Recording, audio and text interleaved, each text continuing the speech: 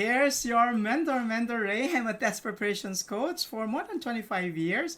And from being your mentor to your fact check buddy in pharmacology, so let's focus on what are the things we need to learn when we are about to administer a drug. Okay? So this will be included in our session number 15, which we're going to start now, right here, right now. Yeah. Okay. So here's a question. What do you call the topical medication for pigs? It's called ointment. Of course, that's a joke. So before we get to start formally, join us in this mission. Our goal is to provide free NCLEX RN application and review to 100 nurses. They've been doing so well right now. We have several scholars in the pipeline. To help us achieve this, just watch and finish the ads in our videos. And thank you for doing that in advance. Those of you who may want to be part of my scholarship program, please do send me an email. Send me your questions or request for specific topics which you may want me to cover through this email, mentor.raygapus@gmail.com. And I'd like to congratulate, before we start, Ezra Andre of Arigapos Baguio for passing the IELTS last January 2. What a way to start the year. That's utilizing the Ray Gapos review system. So remember this, in order to succeed, we must first believe that we can. Everybody again, say to yourself, I believe. I believe. Then say to yourself again, the children are our future. No, of course not. Just kidding. Okay? So believe what your heart tells you, not what others say. This is one thing I'd like to tell you guys. If it's only the truth that you're holding on to, you always have to base your decision from the heart. Base it on how you would feel. In Tagalog, they say, minsan, hindi mo kailangan maging pinakamagaling. Kailangan mo lang maging mabuting tao. Okay? So you do not necessarily aspire to be the best. You just have to be a good person so that you can help others. Even the best may not necessarily have the best intentions at heart. So in essence, what I'm trying to tell you is, don't pressure yourself to aspire to be the best. Aspire to be significant. And to be significant, you have to be good. Okay? This is your mentor, Ray. Been doing this for more than 25 years, and this is my giving back time to all of you colleagues, because I was able to reach the place I'm in now because of this industry. Because of the pandemic, trying to share my God-given knowledge to all of you so that, just like me, you can turn your great dreams to reality. Oh, that's me 60 pounds ago. That's at Gold's Gym. I missed that gym. It's now closed. Okay. So for those of you who have yet to subscribe to my channel, please do visit our Agapos Mentors. We have videos that covers topics which are being requested by students who have taken their tests in different nursing exams. So you can rely on the coverage of only useful topics in our channel. So here's a feedback from Joy. Yes. Hi, sir. Thank you for all your free videos. I'm watching regularly and not skipping ads as a way of thank you. Thank you, Joy, for doing this for me. I don't have budget for review centers, so your free lectures are really helping me for my upcoming NCLEX. I wish you well. Please do send me an email on your month of taking the test. I would surely gladly help you out. Thank you so much. Thank you, then. And he placed this on your QuickFix number 13. So, let's begin our QuickFix session number 15 with the drug Glyphosite. So Glyphosite is actually administered for clients with type 2 diabetes mellitus. Colleagues taking the NCLEX, remember Glyphoside. So here's a functional concept. Glyphoside is used to control high sugar in clients with type 2 diabetes mellitus. So therefore, how do you evaluate the effects or the outcome? You need to check the blood sugar level. It should be within normal range, meaning to say below 126 milligrams per deciliter. Okay, so it should be from 70 to 126. Okay, now always remember too that when your patient is taking an herbal remedy, okay, that affects your blood sugar, like cranberry juice may increase sugar levels. Di Huang, which is a Chinese herbal remedy, may decrease blood sugar level. So if the patient is taking Di Huang, then the patient takes Glyphosite, hypoglycemia results. So there are Chinese herbal remedies like Di Huang, okay, that decreases blood sugar. And Ma Huang, ano yun, sir? Ma Huang, panggisa, ibuyan amatin. No, there's really such a thing as Ma Huang. That's ephedra, okay, or it's used to facilitate weight loss. It's a Chinese herbal remedy. Okay, pardon my cracking jokes every once in a while. This is hard for our gray matter, okay? So sometimes we need to have a smile and a good laugh, right? Okay, so just laugh and laugh and laugh. To increase oxygen in our brain. Okay, so the priority when a patient is taking Glyphoside would be to monitor the sugar levels. Okay, so let's move on. Let's try answering a sample question. The nurse monitors a client who is taking Glyphoside and colcivilam. Now, what's colcivilam? It's a bile acid sequestrant. What does it do? It decreases the cholesterol levels. Okay, so that's your colcivilam. Okay, now the question is, okay, what is the effect if you take Glyphoside and colcivilam together? When they are taken together, it could potentially cause rebound hyperglycemia. So the blood sugar may increase if you're taking colcivilam, okay, and at the same time you're taking Glyphoside. That's the reason why when a patient have these two medications, you have to instruct the client to take the Glyphoside 4 hours before colcivilam. Okay, that gives you an idea. So which of the following instruction should be the highest priority of the nurse to provide the client? So which instructions should be your highest priority? Take the colcivilam first. We didn't say that. Take the Glyphoside first. Can consider. Take the drugs together.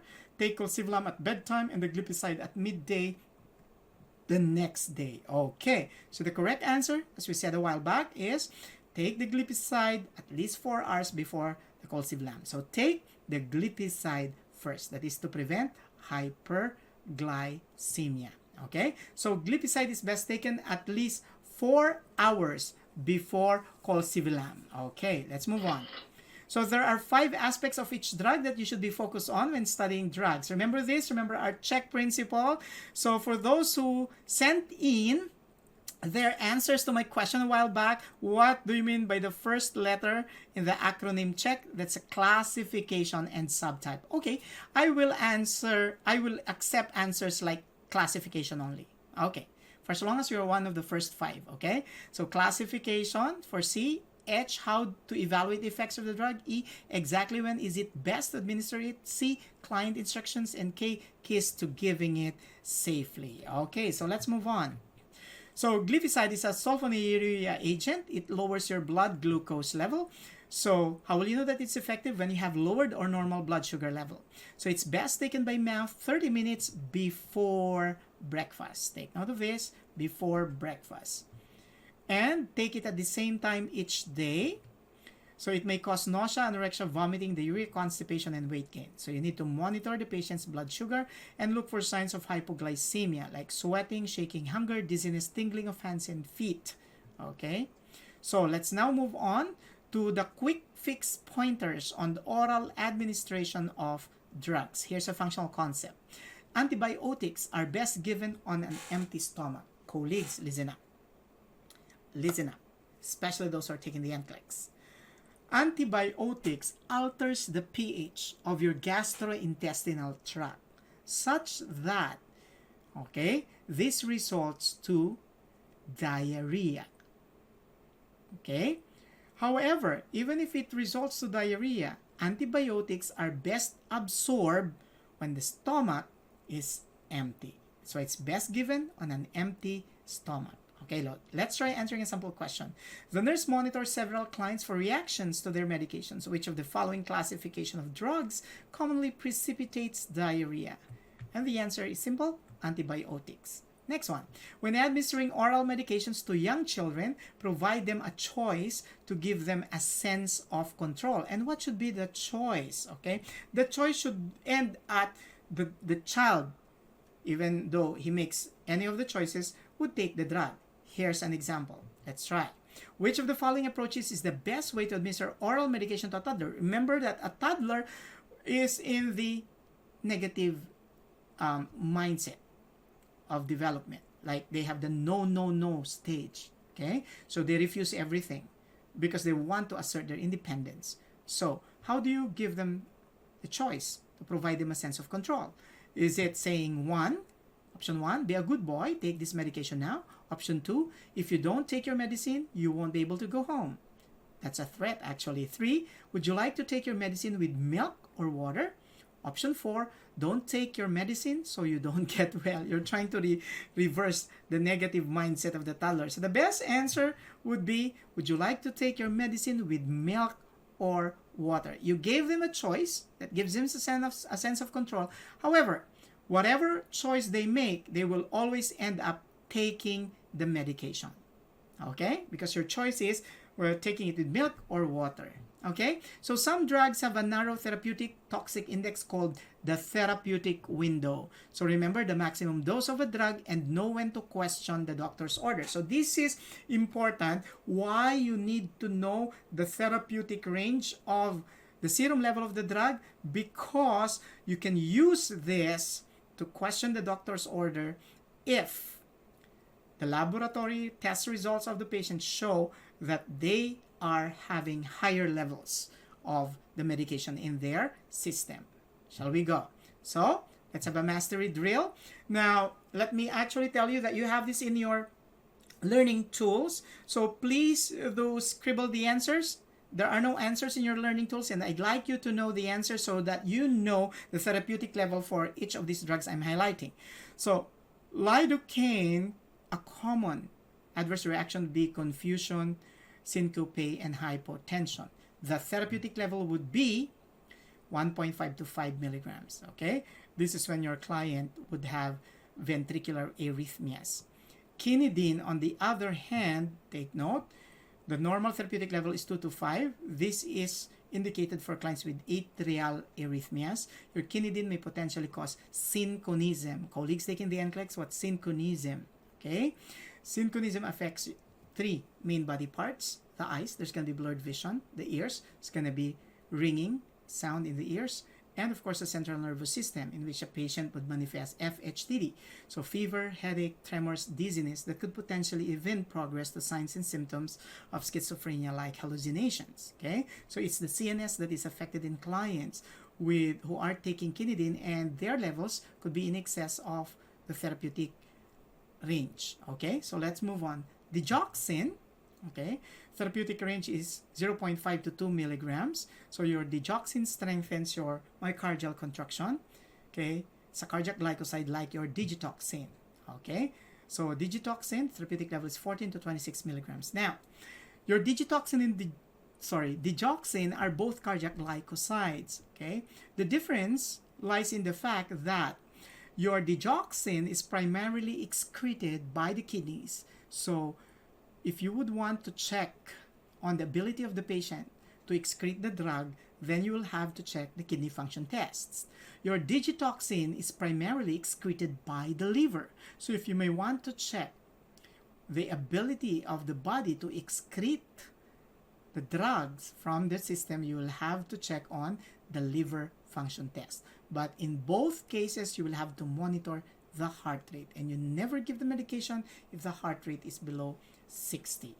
Okay? Now, if the patient who is taking digoxin all of a sudden experiences nausea and vomiting, that could be indicative of digoxin toxicity, and your priority should be to check if the levels of digoxin is still within the therapeutic range. If not, you'll have to refer that to the physician, and you have to have the antidote ready. That's your Digimind. Okay? So let's move on.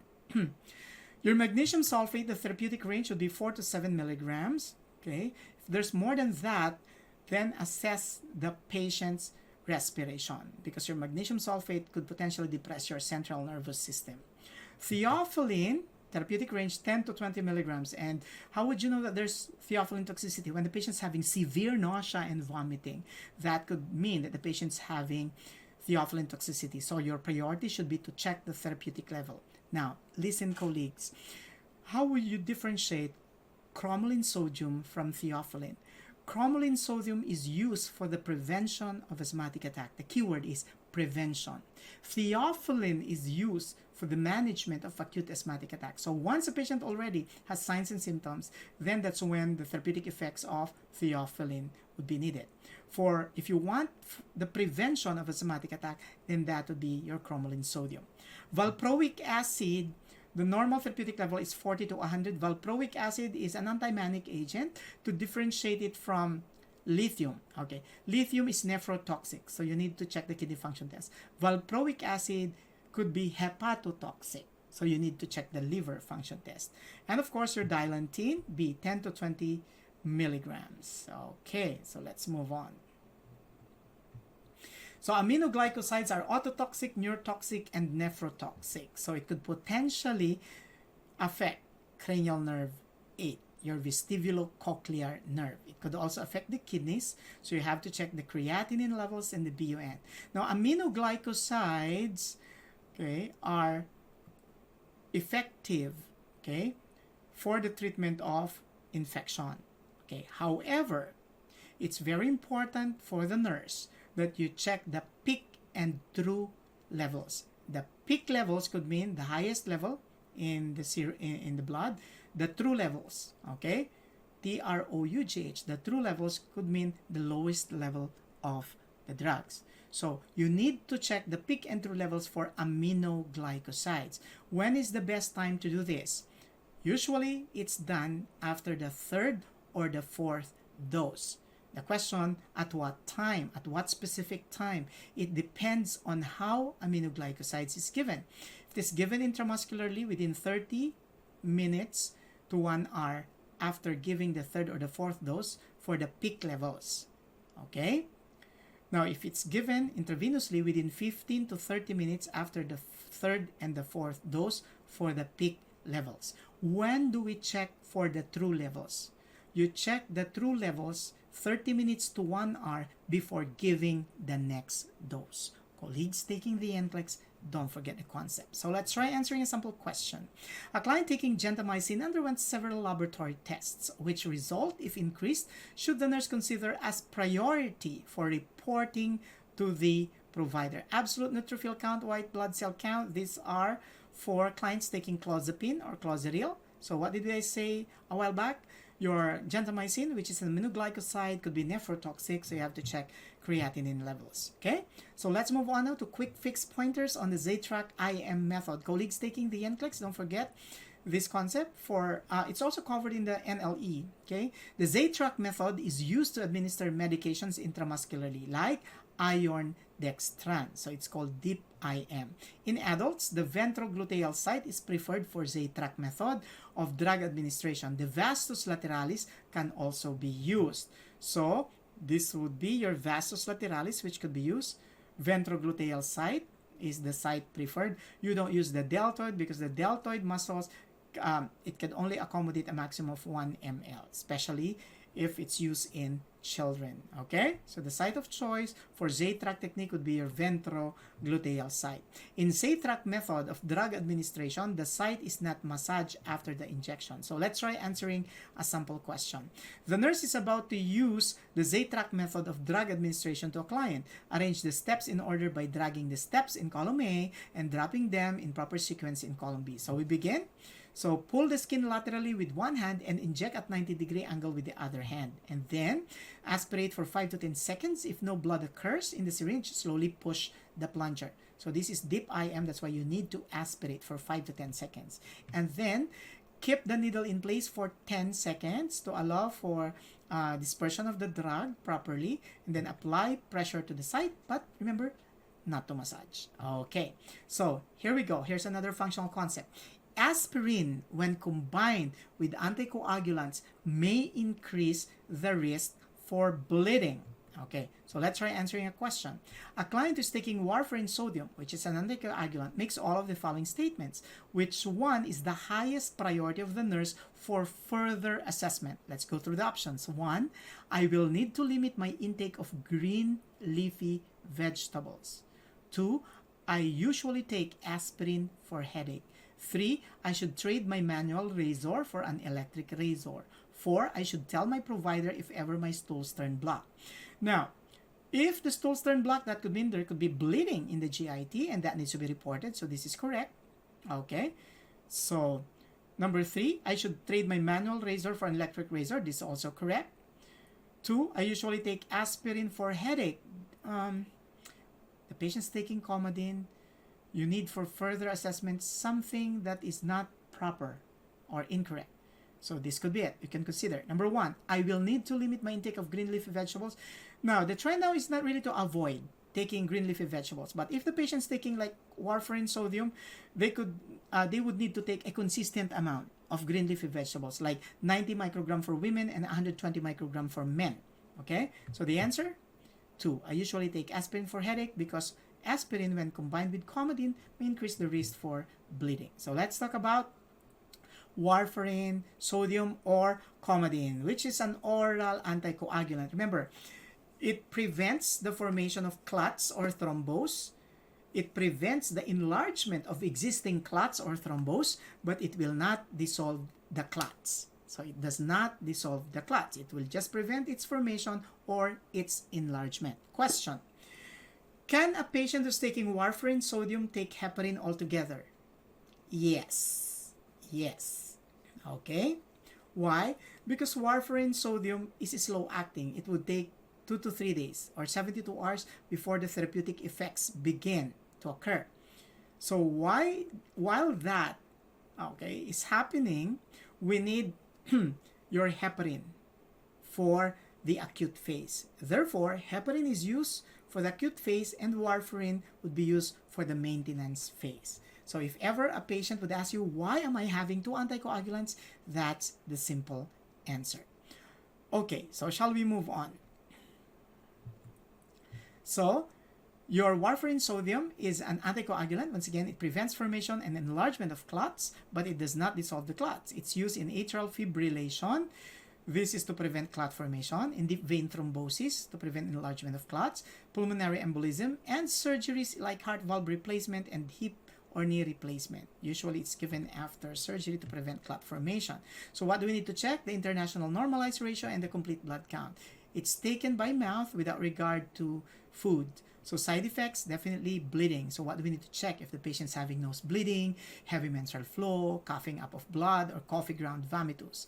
Or we also need to check on chest pain, shortness of breath, and dysphagia. Signs of overdose are bloody black tarry stools, pink dark urine, unusual prolonged bleeding. And we need to inform the dentist and the physician especially when patients who are taking Coumadin are having a tooth extracted, because bleeding could occur. Then avoid getting injections. If flu shot is needed, inject in the arm, but expect bleeding to occur. So use electric razor rather than manual razor. Avoid contact sports, so they can't play football, American football and soccer. And then assess for allergic reactions, bleeding, blood disorders, frequent falls, kidney and liver disease. And this is not indicated in pregnant clients. So it's not also appropriate to store it in the bathroom, and you have to have the antidote available. You have vitamin K or phytonadione or aquamephyton, 1 to 2.5 milligrams. Okay, so warfarin sodium and heparin could form the treatment regimen for a client. If a dose of warfarin sodium is missed, do not double the dose to catch up. So if the international normalized ratio or INR is excessively elevated, or if minor bleeding occurs, the priority intervention, colleagues, is to withhold 1 or more doses of warfarin sodium. More rapid reversal can be achieved with 2.5 to 5 milligrams of oral vitamin K, which can reduce the INR in 24 hours. In essence, the first priority is to withhold the next dose of the Coumadin. After that, you need to evaluate, and then if there's a need to reverse, the effects, then you'll have to administer oral vitamin K. And so, it could address the issue in 24 hours. Green leafy vegetables counteract the effects of warfarin sodium. That's why the key to obtaining the maximum benefits of vitamin K without affecting the function of warfarin sodium is to eat consistent amount of vitamin K. And that would be 90 micrograms for females and 120 micrograms for males. Okay? While on warfarin sodium, clients should consume a consistent amount of vitamin K containing vegetables. So for adult men, 120 micrograms. For adult women, 90 micrograms. Okay? So the vegetables, you have Cook Swiss chard. Okay, this is the content of your vitamin K per 4 ounces. You also have kale, spinach, collard green, broccoli, and asparagus. Okay, so just make sure that for women, you do not exceed 90 micrograms. So 2 servings of broccoli would do that. Okay, and 3 servings of asparagus. Okay, kale is just too much. Spinach is just too much. Okay, in the Philippines, we have kamote tops. Okay, kangkong. Green leafy vegetable. Somebody asked me a silly question. Vegetable daw ba yung cadena de amor? Of course, that's a joke. Okay, for our foreign listeners, that's just a joke. Okay, so let's try answering a sample question. So a client complaining of chest pain, shortness of breath, and low blood pressure develops complete heart block. Now, what happens in complete heart block would be the patient's heart rate decreases progressively. So you will have to give a medication that would increase the heart rate. So is it verapamil, lidocaine, atrophine, or procainamide? The answer, atrophine. So atrophine increases heart rate in complete heart block. Okay, so let's have a quick fix pointers on topical administration of drugs, and here we'll cover Atrophine Eye Drops. Colleagues taking the NCLEX, please listen. So Atrophine Eye Drops are instilled in both eyes of a client scheduled for eye exam. It's usually done the night before or at the morning of the appointment, as ordered by the ophthalmologist, to dilate the pupils. Now, colleagues take note, atrophine sulfate is contraindicated in glaucoma. So before even administering atrophine sulfate, you need to check if the patient's having glaucoma, because if you administer atrophine sulfate to a client with glaucoma, that would dilate the pupils and that would increase the intraocular pressure. Okay, so let's move on. So let's try answering a sample question. A physician comes to the emergency department complaining of redness and itching of the left eye. The physician orders the use of Atrophine Eye Drops for examination. This is a little tricky because you have here a distractor. So one of the complaints would be itching of the left eye. So you would think that the medication would just be administered for the left eye. But hey, here's the rub. Here's what you need to focus on. Examination of the client's eyes. So if atrophine is being given for examination of the client's eyes, then here's the key word. You need to administer it to both eyes, because the physician would need to examine the client's eyes. So the nurse should instill the eye drops into the client's. See, some of you, if you are careless, you would have chosen number 1, left eye, because you have in the question.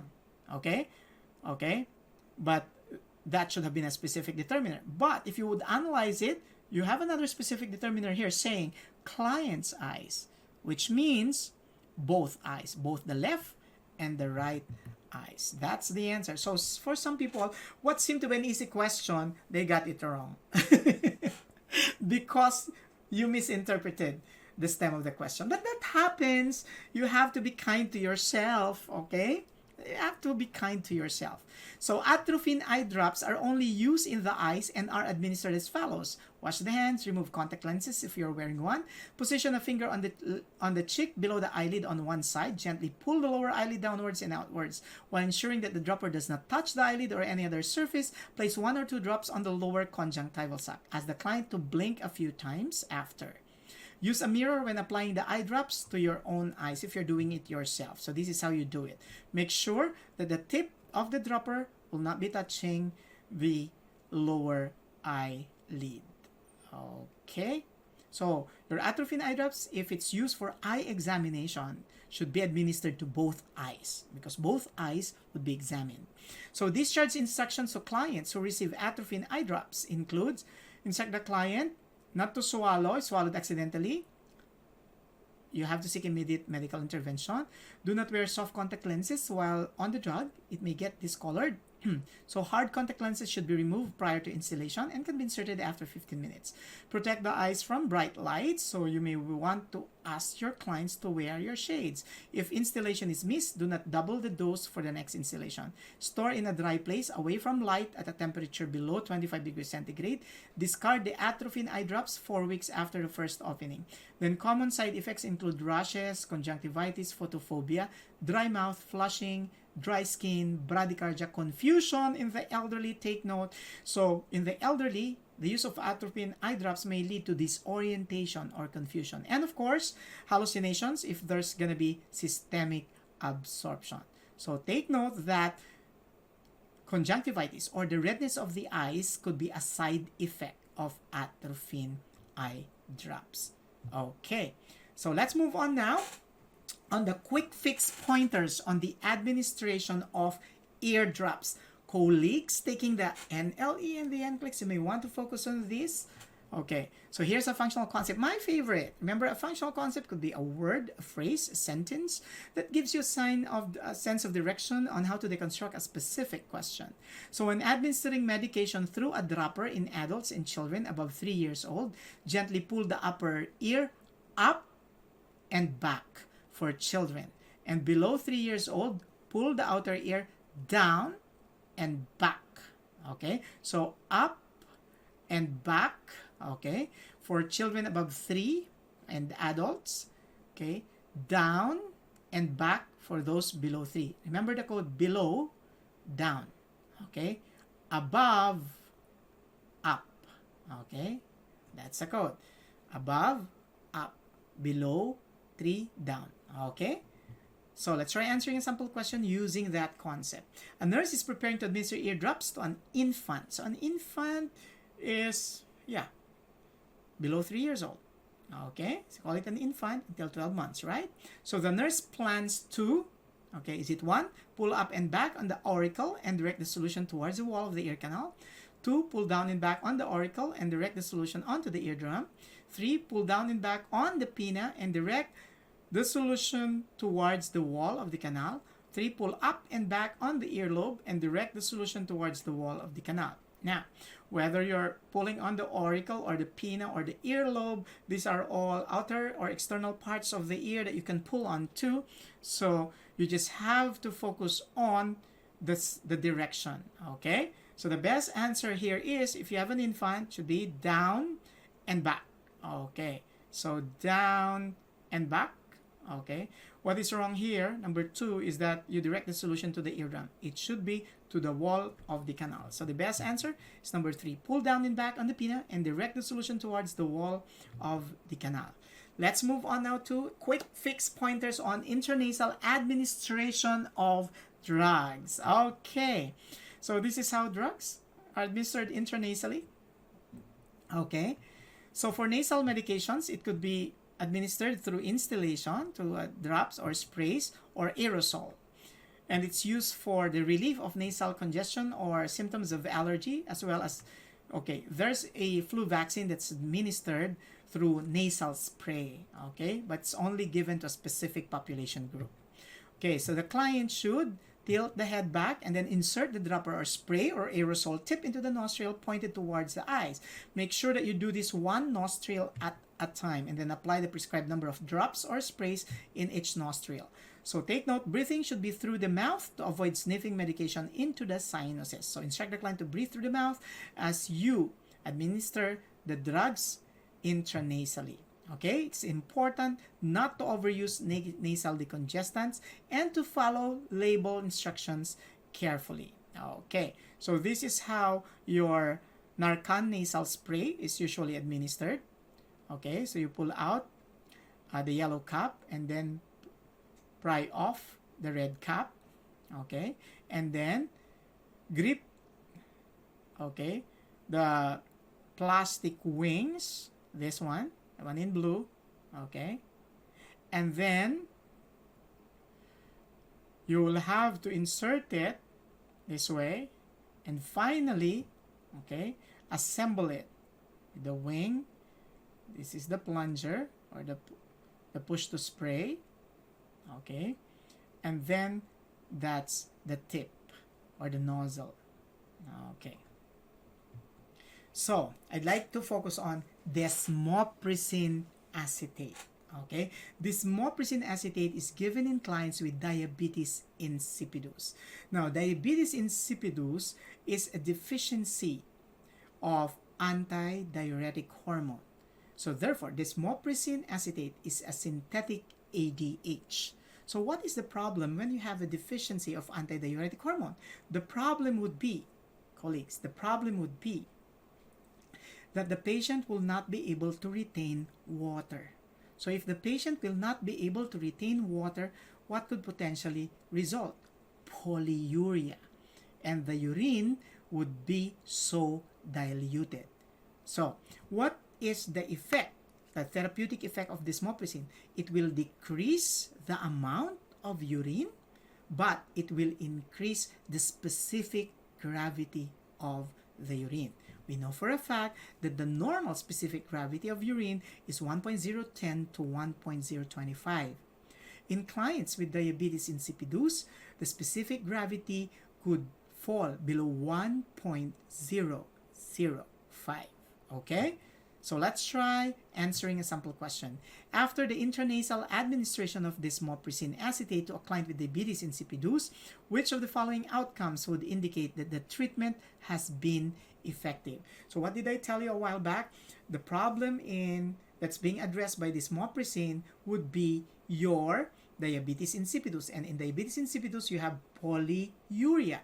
So if the patient is urinating, definitely the patient will be consuming more fluids. So how would you know that desmopressin is effective?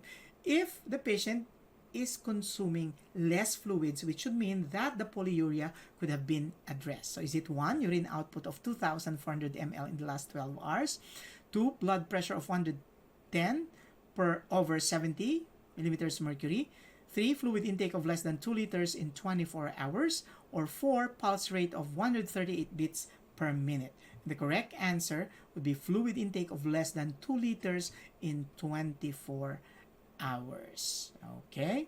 So, because, 2 to 3 liters could be the normal amount, but if you're taking less than that, so it could mean that the patient is not excreting as much fluid as they can, because in diabetes insipidus, the excretion of urine could amount to 21 liters per day. Okay, so quick fix pointers on use of inhaler. So this is your inhaler. Okay, I have this Fentanyl spray. Okay, because I'm asthmatic. Okay, you have 3 methods of using it. Open mouth method, you have using a spacer, and the closed mouth method. Now, why is the closed mouth method least preferred? Because it could potentially lead to development of fungal infection. Okay, especially if we're not storing the spray properly. So it's best if we use a spacer. In the open mouth technique, the disadvantage is that some of the drugs, okay, could be blown out, and there's no guarantee that you're taking in the dose that you need. Okay, so let's move on. So let's try answering a sample question. A nurse is instructing a client about the correct use of a metered dose inhaler. Which of the following instructions should the nurse stress? Okay, so after pressing on, okay, the metered dose inhaler, are you going to tell the patient to 1, hold your breath for 10 seconds after administering a dose, 2, administering 2 puffs with each inhalation, 3, do not shake the inhaler before use, not shaking the inhaler, and 4, activate the inhaler while breathing in slowly through your nose. Okay, so the best answer would be hold your breath for 10 seconds after administering a dose to allow for the absorption of the medication. Okay, here we go. Which of the following steps are appropriate to include in teaching a client on the use of the inhaler? Select all that apply. Press on the canister using the index finger. Yes. Swish and spit after using it. Yes, that would prevent the development of fungus. Press just once at a time. Hold breath for 10 seconds after inhaling it. And breathe in through the nose after pressing. No, you don't have to do that. Whitish deposits on the inhaler are expected. I'm sorry for the misprint. Okay. No, the whitish deposits are not normal. The whitish deposits are actually indicative of the presence of fungus. Okay. So you have here a metered dose inhaler. Okay. As seen in the picture. This is the closed mouth method. So if a metered dose inhaler contains a steroid, the client should rinse the mouth thoroughly after the dose to prevent oral fungal infection. That's the whitish deposit on the meter dose inhaler. Okay? So proper administration would be shake the canister well, prime by pressing down, activating a practice dose, insert canister into the mouthpiece or spacer to reduce the amount of drug deposited on the back of the throat. Breathe out and hold spacer between lips, making a seal. Okay, breathe out first and then hold the spacer. Activate your MDI and take a deep, slow inhalation and hold breath for 10 seconds briefly and slowly exhale through the nose. So that's going to be exhale, not inhale. Exhale through the nose. So the use of inhaled corticosteroids has been shown to increase an individual's risk for oral thrush. Colleagues taking the NCLEX, remember this. This risk can be reduced by using a spacer and rinsing the mouth after using the inhaler. So you have here the mask, okay, and you have here the aerosol drug, the aerosol, okay, and you have a spacer in between, okay. So how to use, this is how it's being used. You have the spacer, okay, you have the mask, and then you have the inhaler, the meter dose inhaler. Okay, so let's try answering a sample question. Which of the following method is least appropriate when using an, I told you about this a while back. That's easy. That's a closed mouth method. Okay, let's move on. Nebulizers create a mist when a stream of air flows over a liquid, commonly utilized for young children or elderly clients with asthma or lung disease. I'm not yet using that. Okay, even if I have asthma. Okay, so let's talk about theophylline. Remember, the therapeutic range for theophylline is 10 to 20. It's a bronchodilator, and always remember the signs of toxicity, which includes your nausea and vomiting. Okay, let's move on. Here we go. So it's a bronchodilator. It's given in asthma. How will you know that it's effective? It facilitates easy breathing. Exactly what time do you give it? Now, since the drug causes insomnia, it's best given in the morning. And instruct the client to use it regularly and avoid smoking while using it. The most important thing is to inform the patient to report signs and symptoms that may be indicative of toxicity, like nausea, vomiting, agitation, apical pulse above 200 beats per minute, meaning there is tachycardia, then confusion, dizziness, and seizures. So if your patient, for example, has abnormal heartbeat, like for example, if the patient is in danger of developing arrhythmia, is it proper that theophylline should be administered to this patient? Now, you'll have to refer to the provider because theophylline has the potential of worsening the patient's condition, especially if the patient's having arrhythmia. So therapeutic blood levels would be 5 to 15 microgram per ml for adults and 5 to 10 microgram per ml in children and neonates. So levels greater than 20 microgram are considered toxic. Okay, so that's considered toxic. Okay, so let's try answering a question. Client who's taking theophylline complains of the following signs and symptoms. Which one should the nurse consider as a priority for evaluation? Something that could potentially tell you that the patient's having a toxic reaction. Is it 1, nausea, 2, bradycardia, 3, tinnitus, 4, insomnia? Remember, your theophylline will not cause bradycardia. It causes tachycardia. So, which one is indicative of a potential adverse effect? It's nausea. Okay, so if you're finding it difficult to absorb all these concepts, remember what Albert Einstein once said, when you're going through hell, keep going. Because after that, it's gonna be heaven. So at this point in time that you are having difficulty, all sorts of difficulty, emotional difficulty, because you could probably be away from your loved ones, could be stuck in another area or place because of lack of lights, having like financial difficulty, find comfort in the thought that you are loved. God loves you, because if not, you would not be here anymore. Let us give thanks because we are still here, alive and kicking, and let's use every minute of our lives here on earth to do good to our fellow men, so that at one point in time, after all of this would be over, I could honestly say we've done our part to make this world a better place to live in. So, remember Albert Einstein, when you're going through hell, keep going. Okay? Okay. Oh, I'd like to share with you a comment in one of my social media accounts. It's actually done by my former student who is now in California, Reynold Bisquera, the best review center for nurses in the whole universe. I love it. I took my review here for NCLEX and passed it on my first attempt. Gapos review will equip you with all the techniques and strategies in order for you to come up with the correct answer. The Gapos NCLEX RN in a Flash was once tagged at Barnes & Noble bookstore in the US as bestseller. Yes, I am at actually I remember that, Reynold, when one time you gave me a call in the middle of the night just to tell me that you saw my book at Barnes & Noble and it's tagged as bestseller or customer's favorite. Thank you. And remember, the silly thing I asked you to do is to go back to Barnes & Noble and take a picture of that thing. Of course, that never materialized because I know you're busy. And he says, I'm a proud Gapos baby here. Thank you, Reynold, for continuously getting in touch with us. It's been my students way back like more than 15 years ago, I suppose. Okay. Around Rich Kids in America. Thank you for dropping by a message. Okay. So let's now move on with our quick fix pointers on administration of drugs through the nasogastric tube. Now, listen for a while. Initially, we said that the administration of medications through the nasogastric tube could be delegated to the unlicensed assistive personnel in a home health care setting. However, the unlicensed assistive personnel should have a training on that, okay, and they should be competent in doing that before that is given to them as a task, okay? So, always remember, enterically coated medications are best absorbed in the intestines, and that's the reason why these medications are enterically coated. Why?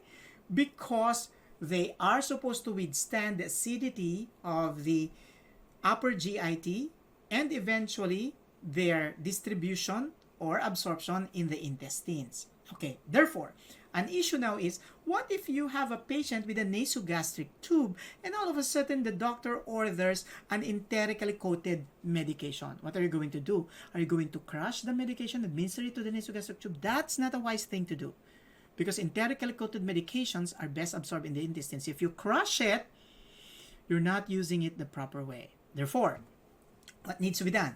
Then you need to call the pharmacist and try to request for a change in form. So let's try to answer a question. An enteric-coated medication was ordered by the doctor in a client having enterogastrostomy tube. What nursing action is appropriate? 1. Call the pharmacist and request for a different form of the medication. 2. Crush the drug. 3. Withhold the drug and notify the primary caregiver. And 4. Mix the drug with the client's feeding. You don't mix the drug with the client's feeding, because if the client is unable to tolerate the feeding, you won't be able to give the entire dose. So option 4 is incorrect. Option 3, withhold the drug and notify the primary caregiver. This is not the best option. 2, crush the drug. You don't crush it because it's designed to be absorbed in the intestines. So 1, call the pharmacist and request for a different form of the medication is the best answer. Okay, so let's move on. Quick fix pointers on drugs that can be administered through various routes. Now, I'd like to give you an idea. Is there a drug that could be given in various routes? Yes. Sorry for that. Excuse me. Okay. And that drug is fentanyl, which is a synthetic opioid in transdermal patches, tablets, sublingual and buccal, film, lozenges, nasal spray, and it's used for treating severe pain. So your fentanyl could be administered in 7 different ways. 1, it could be used as a patient-controlled analgesia. One of the advantages of a patient-controlled analgesia is that overdosage will not occur because only the maximum dose of the drug is placed in the system. Okay. Now, when you're giving fentanyl as a transdermal patch, it's very important that you also have to protect yourself. Okay. It's better if you wear gloves because this could be absorbed in the skin. Okay. And apply fentanyl either on the chest, the upper back, or the upper arm. But for children, the upper back is the best part so that they cannot remove it. Okay, because when you place it on their chest, they can remove it. On their upper arm, they can remove it. Okay, so what is important for you to remember is to avoid exposure to excessive heat. Like you don't go to a sauna when you have a fentanyl patch in place. That is not appropriate. Okay, let's move on. Now, what about if you are administering your fentanyl as a buccal tablet? Now, a buccal tablet is allowed to dissolve inside the mouth. Okay? You have to wait if it takes several minutes. Now, instruct the patient, do not chew, do not bite, do not suck, and do not split. So do not chew, do not bite, do not suck, do not split. So they have to wait until it dissolves in the mouth. However, if they are experiencing, for example, dizziness before the drug becomes dissolved, well, they could actually spit it out and then rinse with a glass of water. Okay? Now, what about if they are taking the sublingual type of fentanyl? Once again, sublingually, the medication is placed under the mouth or under the tongue, sorry for that, under the tongue. Then we instruct the client not to suck, not to chew, and not to swallow because it's supposed to be absorbed sublingually. Okay? So, not until everything is absorbed, we instruct the client to avoid eating. Okay? Do not eat immediately or while the medication is still under the tongue. Okay? Next, what about if the patient is taking the fentanyl in the form of a film? Okay? So the film is usually placed on the cheek, okay? And you press on it, making sure that it's the pink side that comes in contact with the mucosa, and then you press on it for 5 seconds, and then do not chew or do not swallow. Okay? Now, what about when it's the lozenges, okay, that are being given to the patient? So what do we tell the patient?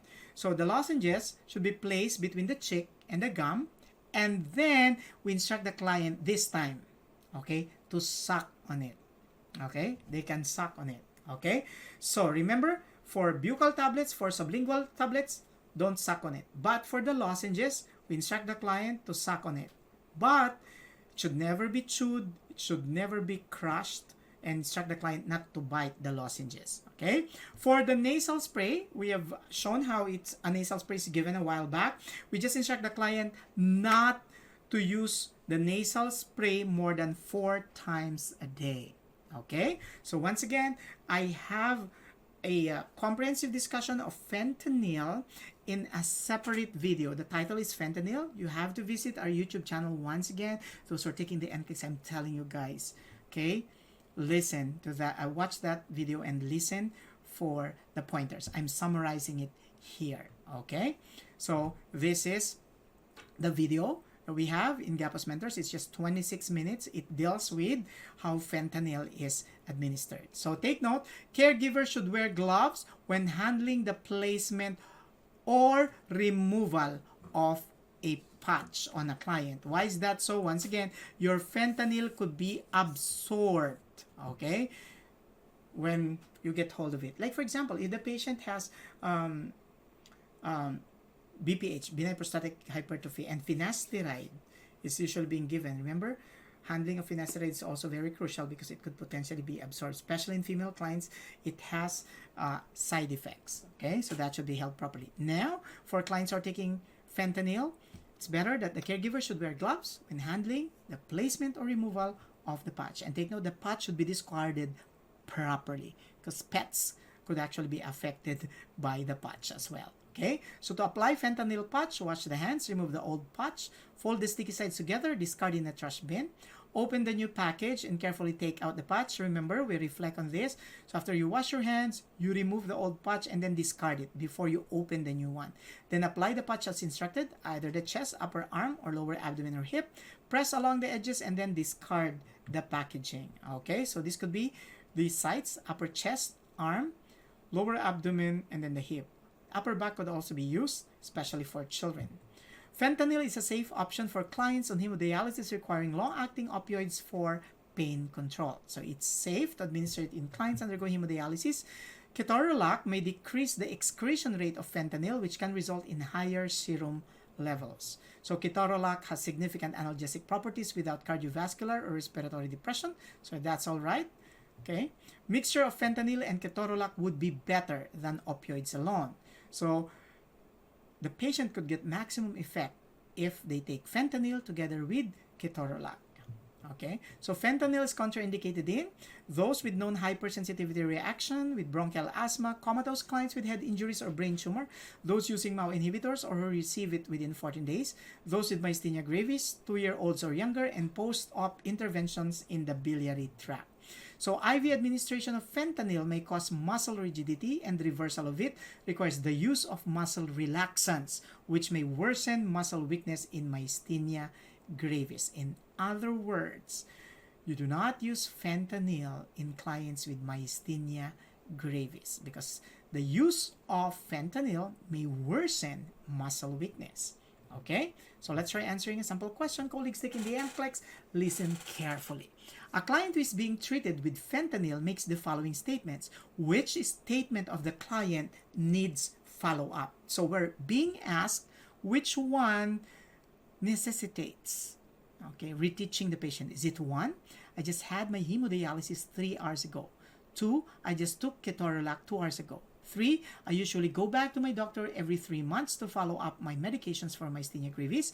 And 4, cannot use fentanyl if I have bronchial asthma.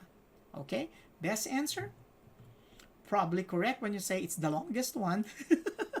But that's not a reliable strategy, because if that is true, maybe some of you would just, go and take the test, and then after 30 minutes you say, I'm done because all I did is to choose which one is the longest, which one's the shortest. That's not a reliable thing to do. But of course, it serves the purpose if you check on the longer statement first, because potentially test item writers would use more words when they're crafting correct answers. Okay? So that's a hidden secret. Let's move on. So let's summarize your fentanyl. It's a synthetic opioid. It's a narcotic analgesic treatment for severe pain. So you will know it's effective if there's pain relief.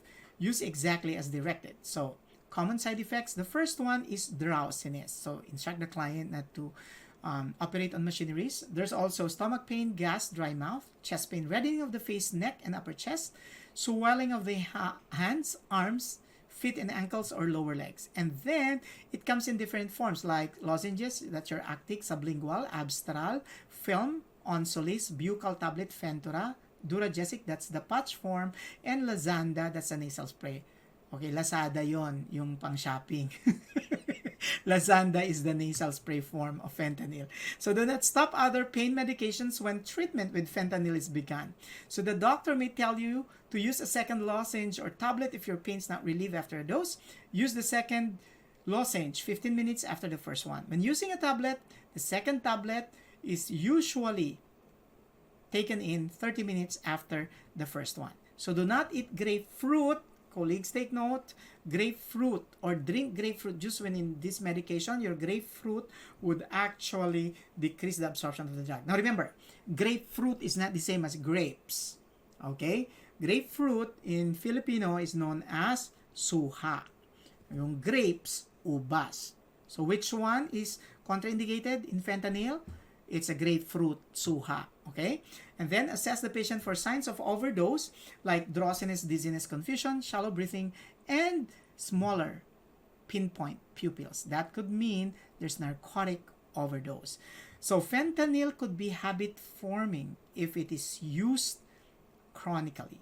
Okay? So each type of fentanyl is absorbed by the body in a different way, so do not substitute one for the other. Next important thing that I'd like to highlight, colleagues, remember this. Simvastatin or Zocor. Now, your Simvastatin or Zocor is one of the statins. It's used to manage elevated cholesterol. Take note of this. It's best taken at dinner time because it's used to prevent the accumulation of excess alcohol that usually takes place after 10 p.m. Okay? Now, simvastatin is hepatotoxic. So you have to check the liver function test.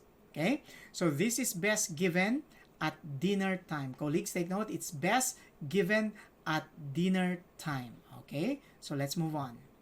Which of the following laboratory findings would indicate the positive outcome of treatment involving simvastatin? Triglyceride of 110 milligrams per deciliter, that's normal. Okay, it's usually below 150 is good. High density lipoprotein of 70 milligrams per deciliter, yes. Okay, above 50 to 70 is good for high density lipoprotein. That's a good cholesterol. Low density lipoprotein of 150, no. Low density lipoprotein should be less than 50 because this is the unhealthy cholesterol. Alanine aminotransferase, that's your ALT. Okay, X. Why? For ALT, the normal should be 7 to 55. This is 80 international units. And for AST, the normal should be 8 to 48. So this is normal. So this is expected. We put a check. Now, this type of question is difficult in the sense that you're being asked about the laboratory results. Okay? And it's important that your laboratory results must be checked when a patient is taking your simvastatin, because once again, it is hepatotoxic. Okay? So let's talk about Relaxifiine. So Relaxifiine or Evista is used to treat or prevent osteoporosis in post-menopausal women. So as since the desired outcome of Relaxifiine would be increased bone density in postmenopausal women. So it's one of the drugs that are classified as SERM, so SERMs, selective estrogen receptor modulators. Okay, so once again, how will you know that it's effective? You have decreased bone resorption or there's a resulting increased bone density. Then it's taken orally with or without food. Take it around the same time every day and even when the patient feels well. It's also important that when your patient's taking your Relaxifiine, you have to increase calcium in the diet. So take tofu, okay, broccoli, okay, collard greens, and of course, vitamin D, okay, which facilitates the absorption of your calcium. Colleagues taking the NCLEX, don't forget. So common side effects of taking Relaxifiine would be hot flushes, leg cramps, swelling of the hands and feet, ankles, and lower legs, or rhinitis. Lower legs, including rhinitis. So notify the physician if one leg becomes swollen. That indicates deep vein thrombosis. Okay. Now, caution also the patient that your Relaxifiine may affect one's fertility. And if the patient gets pregnant, stop taking the medication. And this is also not taken during breastfeeding. Since it may potentially cause photosensitivity, avoid direct exposure to sunlight. Okay. And they need to increase their calcium intake. Now, if the patient is going to be immobilized or if the patient is going to be put in a traction, they have to avoid taking the medication 72 hours prior, okay, to prevent calcium from leaving the bones and therefore accumulating in the bloodstream. Okay, so this is your broccoli, tofu. Okay, those are rich in calcium. Okay, so let's try answering a sample question. The nurse is preparing to administer Relaxifiine to several clients for which the medication was prescribed. Which client should not be given Relaxifiine? The keyword is not. 37-year-old newly parao is at risk for breast cancer. Relaxifiine may decrease the risk of breast cancer. This is okay. 46-year-old postmenopausal woman, again, Relaxifiine is given to prevent osteoporosis in a postmenopausal woman, so that's okay. 38-year-old with osteoporosis scheduled for box traction due to fracture of the hips. And a 40-year-old client suffering from osteoporosis due to prolonged treatment with glucocorticoids. Once again, Relaxifiine is appropriate for clients with osteoporosis. So, remember, your Relaxifiine should be withheld 72 hours before a client is immobilized. Okay? So, let's move on. Now, let's talk about drugs given for clients with MI. Now, I just would like to highlight the things that I'd like you to remember for MI drugs. But if you want a more in-depth discussion of this concept, remember we have a separate video in our channel that's just 18 minutes entitled MI Drugs. Okay? And it's me discussing it. Let's move on.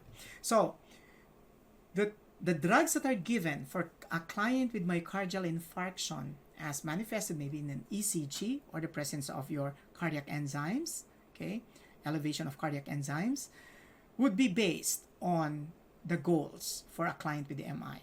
And there are three main goals. One, to dissolve the thrombus. That's a priority goal. That's your priority. Two, to decrease myocardial oxygen consumption. And three, to manage the pain. So to dissolve the thrombus, initially you have to give antiplatelets. Always start with aspirin while the patient's being brought to the hospital. After that, then heparin, and then your fibrinolytics, streptokinase or TPA if it's available. Now, there's no harm even if you already have given aspirin and both could thin the blood. There's no harm for as long as you meet the goal to dissolve the thrombus. Remember, your aspirin could thin the blood, but it does not dissolve the thrombus. However, it helps prevent its enlargement. Now, to decrease myocardial oxygen consumption, you will have to give beta blockers like atenolol or ACE inhibitors like captopril to cause vascular dilatation that allows for increased blood supply to increase oxygenation in the area. And then to manage the pain, administer a narcotic. That's your morphine. So the three goals of care are to dissolve the thrombus, to decrease myocardial oxygen consumption, to manage the pain. Now, if you are asked which one's the priority, to dissolve the thrombus. Okay? If you don't have this, to decrease myocardial oxygen consumption. If that is rewarded, okay? Now, to promote, okay, aerobic metabolism or to decrease anaerobic metabolism, because when you say metabolism, it refers to the consumption of the body of your oxygen into the production of energy. Okay, so let's move on. Patients with suspected MI should be given aspirin in the ambulance or emergency room. So that's the first drug that you have to give. Patients with symptoms of myocardial ischemia of less than 12 hours, SI segment elevation, now colleagues take note of this, SI segment elevation could be indicative of myocardial ischemia, or left bundle branch block on the ECG should be started on fibrinolytic therapy. So the moment there is SI segment elevation, think about your streptokinase, okay? Fibrinolytic therapy, or TPA, tissue plasminogen activator. So remember, the contraindications of fibrinolytic therapy: bleeding peptic ulcer, uncontrolled hypertension, major trauma, and puncture of blood vessels that cannot be compressed. Why? Because fibrinolytic therapy could actually cause bleeding. Okay. So a history of ulcer or recent CPR is not an absolute contraindication to fibrinolytic therapy. So it still depends on the doctor. To prevent hypotension, streptokinase is given slowly over 30 to 60 minutes. And it's used only once per patient due to its potential to cause allergy and the resulting production of antibodies. So TPA may cause bleeding and should be used with caution for patients with risk for stroke, the elderly, and those with high BP. Heparin is used with streptokinase in patients with MI. So combination of heparin and streptokinase is appropriate for a patient with MI. Why? It is directed towards dissolving the thrombus, which is our priority goal. So ACE inhibitors are usually given in patients with large infarcts, and beta blockers are given to patients with MI if the heart rate is at least 50 beats per minute and the systolic blood pressure is above 100 millimeters mercury. Routine use of calcium channel blockers and magnesium have not been proven beneficial in clients with MI.